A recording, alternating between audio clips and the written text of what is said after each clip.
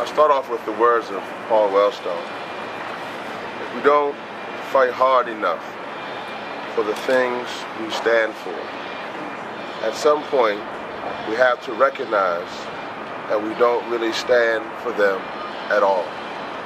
I'm honored to stand here, and I grieve by the fact that a 76-year-old woman who is simply saying that she's calling us to a higher authority, that she is being charged instead of this president and this vice president and the secretary of state, who should be charged under the court of law. But instead we stand here, recognize that she's an inspiration. Cindy Sheehan, I said, became the Rosa Parks of the anti-war movement. Today, Eve Tetaz becomes the Fannie Lou Hamer of our anti-war movement. She becomes like Fannie Lou Hamer, where she said, "I am sick and tired of being sick and tired," and demanded a seat for the people. Today, she does that. She is demanding that the peace movement and this world abide by peace and not war. Let me say this clearly, that we are now following by her leadership and her footsteps. Last night, my dear friend Adam Kokesh and I spoke briefly. I'm also a member of IVAW, and we talked about the reality that we are facing, that we might have to face jail time for our movement, because if they can jail a 76-year-old woman, then they'll definitely jail us. We also face the reality of facing death for our movement.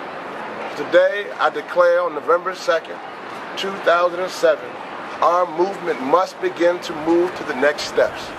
We cannot allow for the innocent people of Iraq or the people of Iran to be murdered by, in our name, and with our tax dollars. We must now be willing as a peace movement to face the oppression, to face jail time, to even face death. If that's what it needs to come for us to have peace, we are now at that time. The bar has been set. I wish and I pray that our movement and our world can end this terrible conflict, this terrible occupation, this terrible lie by peace.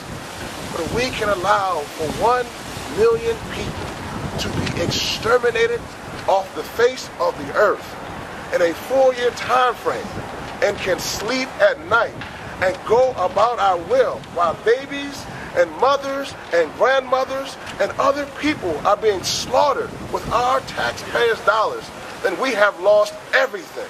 We are now at that moment where Eve has drawn the line for our peace movement, where conflict, where we must stand up, face jail time, we must stand up, even face death. If it comes to that, we must stand up at this time in history. I pray, as Eve has said, that a higher authority can come down and resolve this.